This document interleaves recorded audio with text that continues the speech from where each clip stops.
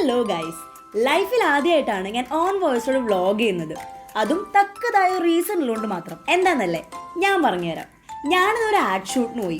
GMS പ്രൊഡക്ഷൻസിന്റെ director Deepesh ചേട്ടനും programme coordinator AB ചേട്ടനും ക്യാമറജിയാൻ ഭരത്തും പിന്നെ ഞാനും. ഇതായിരുന്നു ഞങ്ങളുടെ ടീം. കൊല്ലത്തുള്ള റെസ്റ്റോറൻറ്റിലായിരുന്നു ഷൂട്ട്. മുന്നേ പലവട്ടവും പല റെസ്റ്റോറൻറ്റ്സിലും ഷൂട്ടിന് പോയിട്ടുണ്ടെങ്കിലും ഫുഡ് ശരിക്കും ഒരു അത്ഭുതമായി തോന്നിയത് ഈ വട്ടമായിരുന്നു. ആ ഹോട്ടലിലുള്ള എല്ലാ ഫുഡ് ഐറ്റംസും അവിടെ അവർ പ്രിപ്പയർ ചെയ്ത് വെച്ചിട്ടുണ്ടായിരുന്നു. ഇതൊക്കെ ട്രൈ ചെയ്ത് റിവ്യൂ പറയേണ്ടതാണെങ്കിലോ ഞാനാണെങ്കിൽ അവിടെ തന്നെ ഓണത്തിന് ഒരു റീലിനായി നമ്മുടെ ശാലിനി ചേച്ചി ഉണ്ടാക്കിയ സൂപ്പർ സദ്യയൊക്കെ കഴിച്ച് പായസമൊക്കെ കുടിച്ച് സെറ്റായിരിക്കുകയായിരുന്നു. ഇത്രയും ഫുഡ് ഐറ്റംസ് ഉണ്ടാവുമെന്ന് മുൻകൂട്ടി അറിഞ്ഞിരുന്നില്ല ഞാൻ പകുതി വേറെ ബാക്കി വെച്ച് സദ്യ കഴിച്ചേനെ. എന്നെ പറഞ്ഞിട്ടും കാര്യമില്ല. നല്ല വിശപ്പുള്ളപ്പോൾ നമ്മൾ ഈ പറഞ്ഞ തിയറി ഒന്നും നോക്കാൻ നിൽക്കില്ലല്ലോ. അപ്പൊ പറഞ്ഞു വന്നത് ഫുഡ്. ഓരോ പ്ലേറ്റ് അവർ കൊണ്ടുവയ്ക്കുമ്പോഴും നമ്മൾ വിചാരിക്കും ഇത് ലാസ്റ്റ് ആവും, ഇപ്പൊ തീരുമെന്ന്. പക്ഷെ തീരൂല. അങ്ങനെ ആകെ മൊത്തം 44 ഫുഡ് ഐറ്റംസ് ആണ് അവിടെ അവർ ടേബിളിൽ കൊണ്ടുവച്ചത്. എനിക്ക് നല്ല സംശയം ഉണ്ടായിരുന്നു അവർ ഞങ്ങളെ പറ്റിച്ചതാണെന്ന്. കാരണം 44 ഒന്നുമല്ല, അതിൽ കൂടുതലുണ്ടായിരുന്നു എനിക്ക് ഉറപ്പായിരുന്നു. അത് മാത്രമല്ല, അവിടുത്തെ ഷെഫ്സ് പോലും ഇത്രയും ഐറ്റംസ് അവിടെ ഉണ്ടായിരുന്നു എന്ന് ആലോചിച്ച് സ്തംഭിച്ച് നിൽക്കുന്ന കാഴ്ചയാണ് ഞാൻ കണ്ടത്. എന്നെപ്പോലെ തന്നെ ഇത്രയും ഫുഡ് ഐറ്റംസ് ഒക്കെ ഒരുമിച്ച് കണ്ടപ്പോൾ അവരും ഫോട്ടോസും വീഡിയോസും ഒക്കെ എടുത്തുകൊണ്ടിരിക്കുകയായിരുന്നു. ഷൂട്ട് ചെയ്ത് വരുമ്പോഴേക്കും ഡിഷസിലൊക്കെ ഈച്ച വരാണ്ടിരിക്കാൻ നമ്മുടെ ശാലിനി ചേച്ചി ഫുൾ പവറിൽ ഈച്ചേനെ ഹാട്ടലായിരുന്നു അവിടെ ഇരുന്ന്. ഇനി മെനു, അതായത് കോഴി, പോത്ത്, ആട്, മീന്, മേൽ പറഞ്ഞ എല്ലാ ഐറ്റംസും അവിടെ ഉണ്ടായിരുന്നു.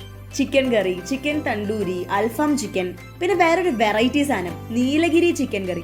ഞാൻ എൻ്റെ ലൈഫിൽ പോലും കേൾക്കാത്ത ഒരുപാട് ഐറ്റംസ് ഉണ്ടായിരുന്നു അവിടെ. പിന്നെ ഫിഷ് പൊള്ളിച്ചത്, ഫിഷ് കറി, മട്ടൻ കറി, ഇങ്ങനെ എല്ലാ ഐറ്റംസും ഉണ്ടായിരുന്നു. ഷെഫിന്റെ അടുത്ത് ഓരോ ഡിഷിന്റെയും പേര് ഞാൻ ചോദിക്കും. പുള്ളിക്കാരൻ വായക്കൊള്ളാത്ത എന്തൊക്കെയോ പേര് ഇങ്ങോട്ട് പറയും. ഞാൻ ഓക്കെ നൈസ് നെക്സ്റ്റ് എന്നൊക്കെ പറഞ്ഞ് ഒഴിവാക്കും. ഇതായിരുന്നു ശരിക്കും ഉണ്ടായത്. പിന്നെ നമ്മുടെ എബിച്ചേട്ടന്റെ ഡ്യൂട്ടി ആയിരുന്നു ഓരോ ഡിഷിന്റെയും പേര് നോട്ട് ചെയ്ത് വെക്കാനായിട്ട്. പുള്ളിയാണ് ശരിക്കും പെട്ടത്. എന്തോ എങ്ങനെ ഓക്കെ എന്ന് മാത്രമായിരുന്നു കുറച്ചു നേരത്തേക്ക് പുള്ളിയുടെ വായന്ന് ഞങ്ങൾ കേട്ട ഡയലോഗ്സ്. പിന്നെ എല്ലാ സ്റ്റാഫ്സും നല്ല കമ്പനി ആയതുകൊണ്ട് ഞങ്ങൾ നല്ല ജാളിയായിട്ട് ഷൂട്ട് പോയി. ഷൂട്ട് സ്റ്റാർട്ട് ചെയ്യാമെന്ന് പറഞ്ഞപ്പോൾ തന്നെ ഷെഫ്സ് ഒക്കെ ഓപ്പറേഷൻ തിയേറ്ററിലെ പോലെ ഗ്ലൗസ് ഒക്കെ ഇടാൻ തുടങ്ങി. പിന്നെ ഷെഫ്സ് നമുക്കായി ഓരോ ഡിഷും ഇൻട്രൊഡ്യൂസ് ചെയ്തു. അതിൽ കുറേയൊക്കെ ഞാൻ കഴിച്ചു, ബാക്കി കുറേയൊക്കെ ഞാൻ നൈസായി ചിരിച്ചുകൊണ്ട് സ്കിപ്പ് അടിച്ചു. ഞാൻ ഓരോ ഐറ്റം ടേസ്റ്റ് ചെയ്യണ കാണുമ്പോഴും അവരുടെയൊക്കെ മുഖത്ത് ഞാൻ കണ്ടത് അവളുടെയൊക്കെ ഒരു ഭാഗ്യല്ലേ എന്ന എക്സ്പ്രഷൻ ആയിരുന്നു. മേരിക്കുണ്ടൊരു കുഞ്ഞാട് സിനിമയിൽ നമ്മുടെ സലീം കുമാർ പറയണ പോലെ ജോസ് കഴി എന്നായിരുന്നു അവരുടെയൊക്കെ മനസ്സിലെന്ന് എനിക്ക് ഉറപ്പായിരുന്നു. അങ്ങനെ നമ്മൾ അത്യാവശ്യം അലമ്പില്ലാണ്ട് ഷൂട്ടൊക്കെ കഴിഞ്ഞു.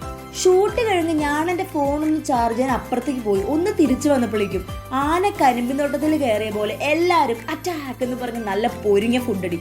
ഇവിടുന്ന് പ്ലേറ്റ് അങ്ങോട്ട് പാസ് ചെയ്യണു, അവിടുന്ന് പ്ലേറ്റ് ഇങ്ങോട്ട് പാസ് ചെയ്യണു. ആകെ ബഹളം. നമ്മുടെ ഭരത്തിനോട് ഭരത്തെ ക്യാമറ എവിടെയാണെന്ന് ജസ്റ്റ് ഒന്ന് ചോദിച്ചപ്പോൾ പിന്നെ ക്യാമറ ഇതിന്റെ ഇടയിലാണ് ക്യാമറ എന്നും പറഞ്ഞ് അവൻ വരനെ ഒഴിവാക്കി. നമ്മുടെ എബിച്ചേട്ടനാണെങ്കിൽ ഒളിച്ചു നിന്നിട്ടൊക്കെ ആയിരുന്നു ഫുഡ് അടിക്കണ്ടായിരുന്നത്. ദീപേശേട്ടൻ അവസാനം പറ്റാണ്ട് തലയ്ക്കും വയറിലൊക്കെ കൈ വെച്ചിട്ടാണ് പാവം ഷൂട്ട് ഡയറക്റ്റ് ചെയ്യണ്ടായിരുന്നത്. എന്തായാലും എല്ലാവരും നല്ല ഹാപ്പി ആയിട്ടുണ്ടായിരുന്നു.